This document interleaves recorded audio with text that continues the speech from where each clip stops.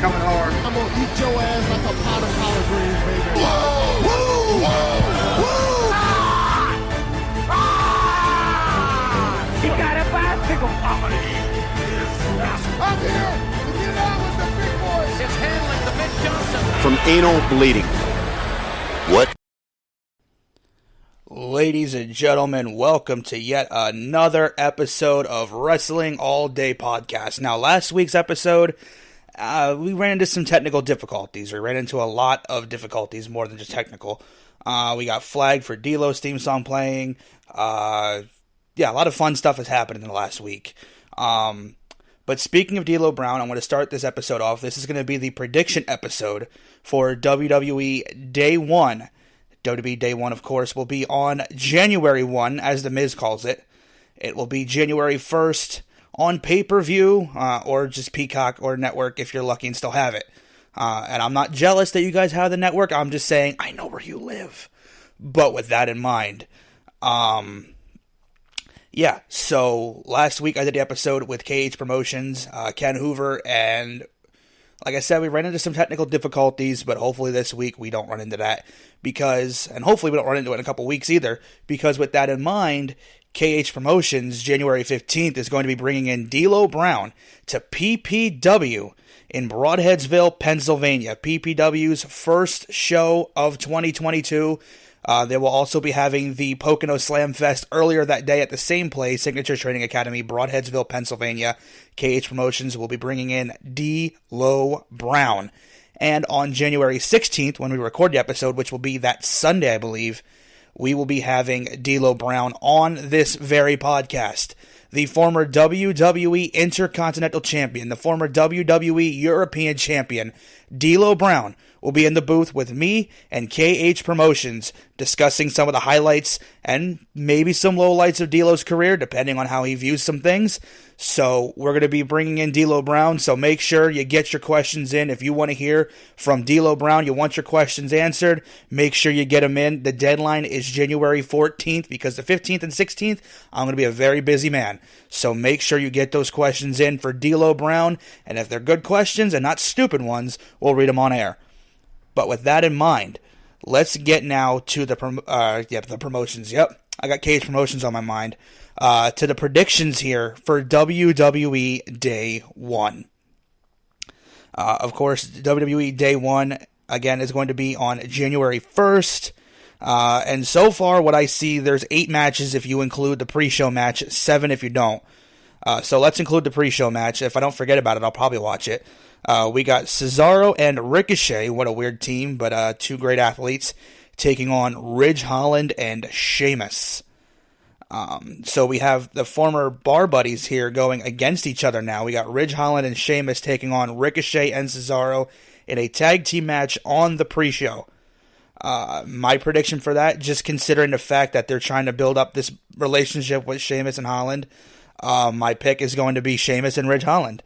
And again, if I don't forget, and if I can see straight after New Year's, we will be checking that out. We might do a live reaction. I'm not 100% sure yet.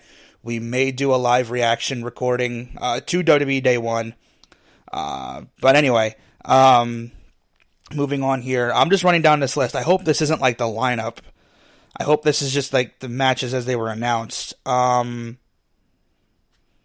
We got the Fatal 4-Way for the WWE Championship. Now, keep in mind, I'm reading this off of this list. So this list has all the matches, I believe, announced, or in the order they were announced. Well, either way, we have the Fatal 4-Way match for the WWE Championship. Big E, Seth Rollins, Kevin Owens, and Bobby Lashley. Now, Big E, Lashley, and Rollins all were not on Monday Night Raw. They were all pulled from the live events. They were pulled from Raw. So I can only hope that everything is okay with those guys, and I can only hope that it's not anything, I don't know if I know I could say the word without getting banned, COVID-related, but I hope not. I sincerely hope not. I have a great amount of respect for all 4 of these guys in that match, and I would hate to see any of them have to get pulled for something like that.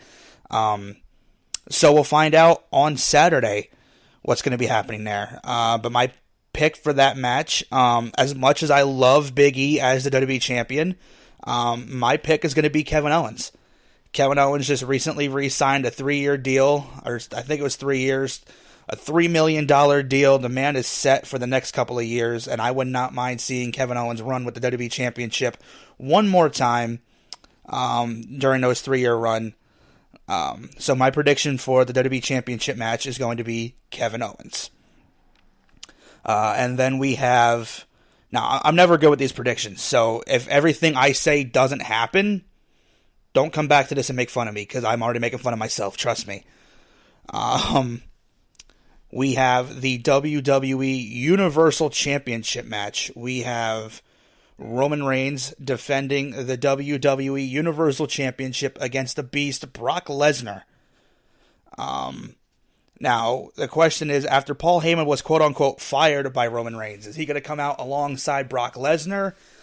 Is he going to do what he can? Is he going to help Lesnar win? Is he going to be there? I don't know. But my prediction is Roman Reigns beats Brock Lesnar after Paul Heyman truly shows his colors and double-crosses the Beast. So, I think this is all one big ploy to get Brock to let his guard down, and Roman Reigns is going to beat the Beast on day one.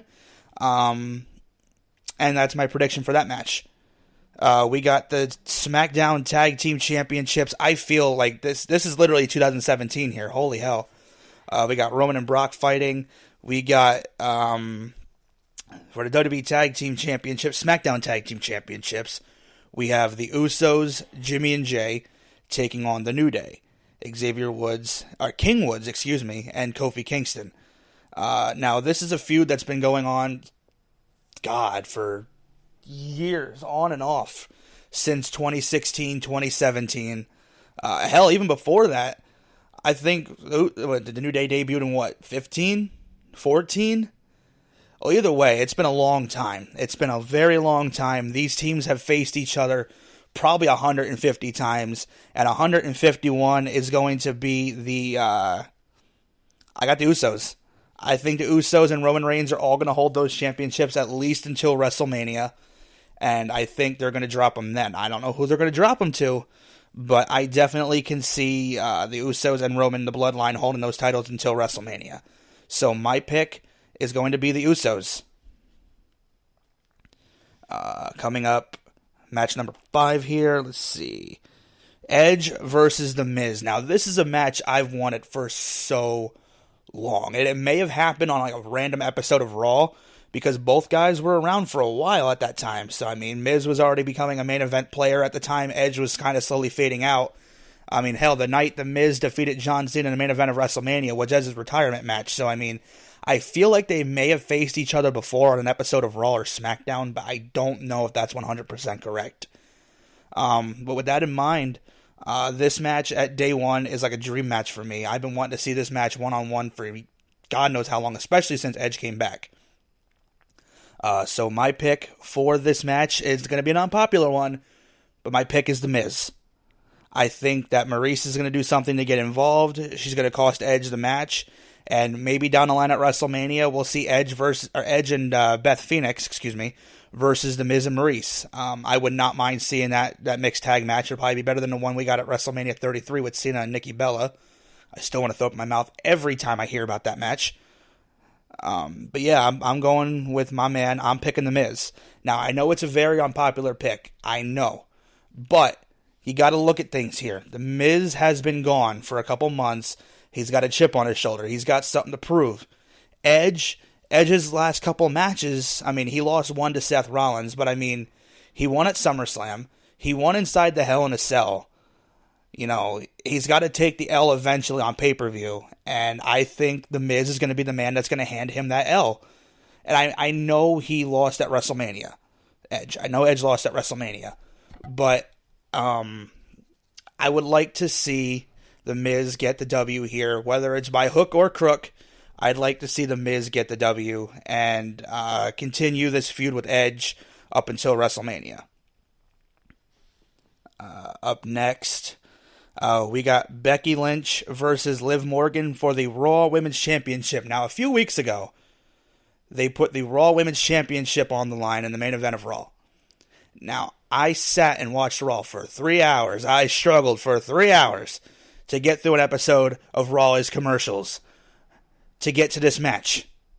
And I'm pretty sure there were like 3 commercial breaks during this match alone. But everybody thought Liv Morgan was going to be the one that was going to beat Becky right there on Raw. And not for nothing, I kind of figured Becky wasn't going to lose, but I was kind of pulling for Liv at that time.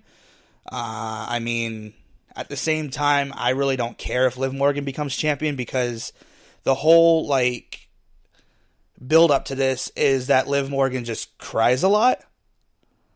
And gets championship matches, and I'm not a fan of that. Just crying a lot to get championship matches. Every promo she's in, somebody can just ask her. The interviewer can ask her how her day's going, and she'll start bawling her eyes out, giving us her backstory of where she came from. Like, you came from Jersey. No one gives a shit. Nobody likes New Jersey. But with that in mind, my pick for WWE Day One is going to be Becky Lynch, just because I don't think Liv Morgan, honestly, I don't think she deserves it. I don't think she's ready to be the women's champion. And she proved it in that match with Becky. I was kind of like on the side of Liv because, I mean, I met Liv before. She's super nice. But she's not ready for TV. Or not TV. She's perfectly fine for TV. She's not ready for a championship run. I don't know why I said TV. She's not ready for a championship run. And that match with Becky Lynch proved it. That match was pretty sloppy from what I remember. There was a lot of moments where I was like, what the fuck is going on? But that just seems to be, and now don't take this the wrong way. I know a lot of you are going to take this the wrong way. That seems to be a lot of women's wrestling lately.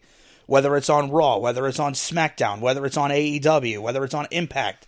It just seems to be an absolute sloppy shop, to steal a line from Taz. And now I'm not knocking women's wrestling, and don't take it as I am, because I'm not.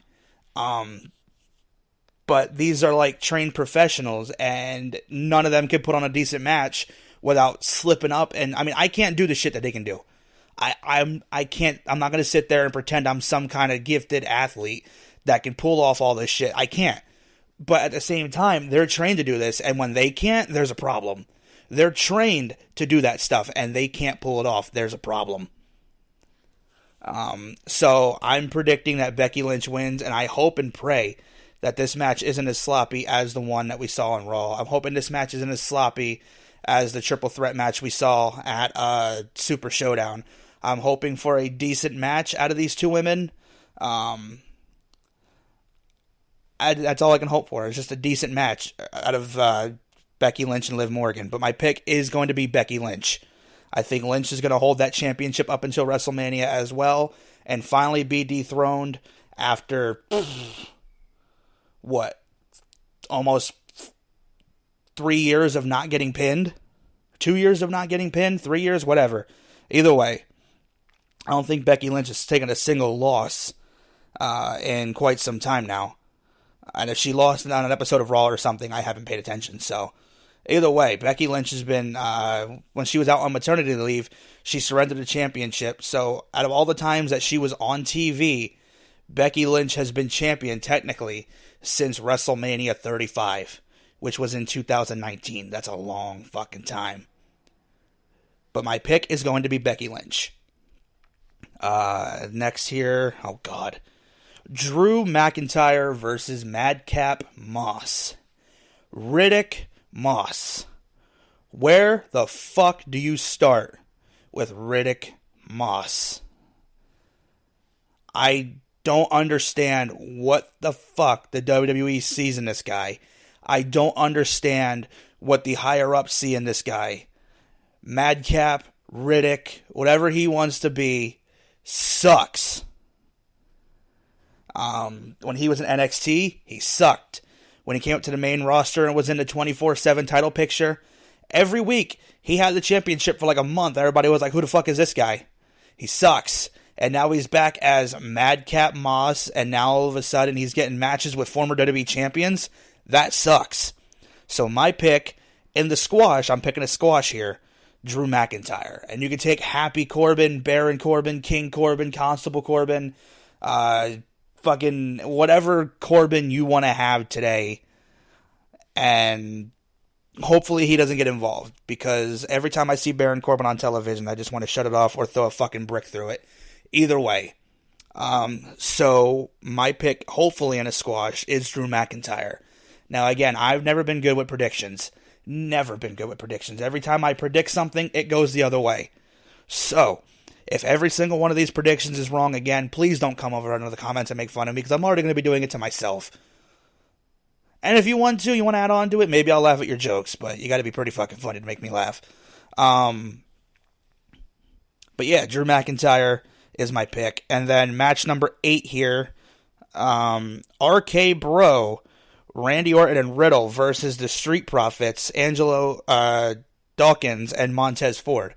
I almost called him Angelo Ford, and yeah, I know what I wanted to do. RK Bro has been champion since what? SummerSlam? They won the titles from AJ Styles and Omos. Maybe Money in the Bank. I don't remember, but I know they've been champions for quite a while. So my pick, the RK Bro is feuding with Alpha Academy. RK Bro is feuding with the Street, not really feuding with the Street Profits, but they're in a match with the Profits. So I think RK Bro's gonna win here, and then probably drop the titles at Royal Rumble to Alpha Academy, which is Chad Gable and Otis. So with that in mind, talking about another feud here, I got about 20 minutes still to go. What the hell is going on with AJ Styles, man? AJ Styles and Omos split up. AJ Styles goes to NXT, gets called out by Grayson Waller, and now he's feuding with Grayson Waller. Now he's feuding with Omos, Grayson Waller, and apparently Apollo Crews and fucking Babatunde, or whatever the hell he's going by now. Commander Sneeze, or whatever the hell his name is. Azur's? I don't fucking know. Whatever his name is. AJ Styles was in the ring with Omos. Grayson Waller was in the crowd. AJ called him into the ring. Omos apparently wasn't at Raw, so I'm assuming he's another one who got pulled from the show. And then on top of that, you had Apollo Crews come out with Commander Aziz, and I don't know, I turned Raw off. Raw last week, this past Monday, was just absolutely, I don't want to say atrocious, but it was not good. I don't know why it was like 45 minutes, probably more. It's a 3-hour show, and I'm pretty sure there was only like 10 minutes of wrestling on the entire card. That's a problem. Now, I know a lot of their bigger stars weren't there. I know Rollins wasn't there. I know Big E wasn't there. I know Kevin was there. I know Lashley wasn't there. But like all of these guys, and there's still only like 10 minutes of wrestling on the entire show if we're lucky. That's absolutely insane. And what the hell is going on with this 24/7 picture? The 24/7 title picture. I don't even know where to begin.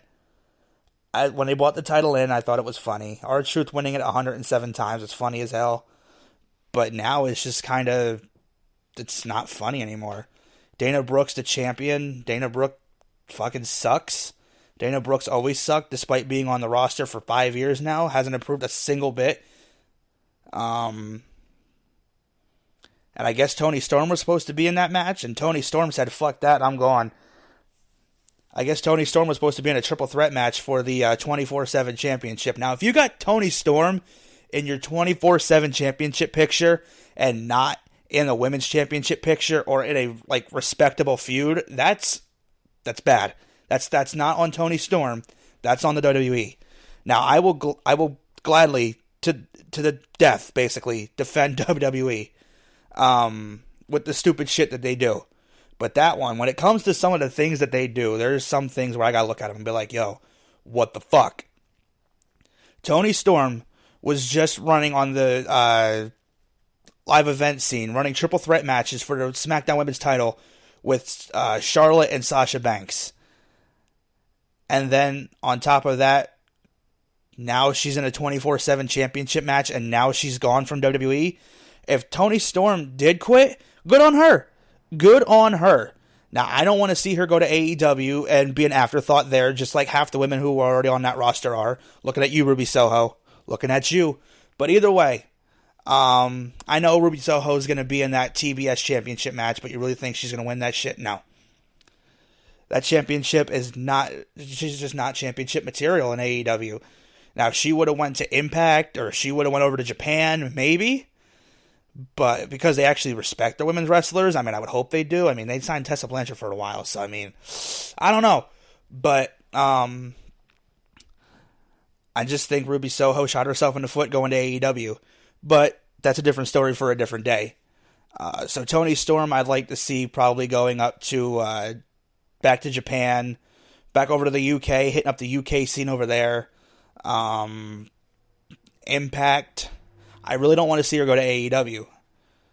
And it's not the fact that, AEW doesn't need any more ex-WWE stars. They really don't. They need to stop.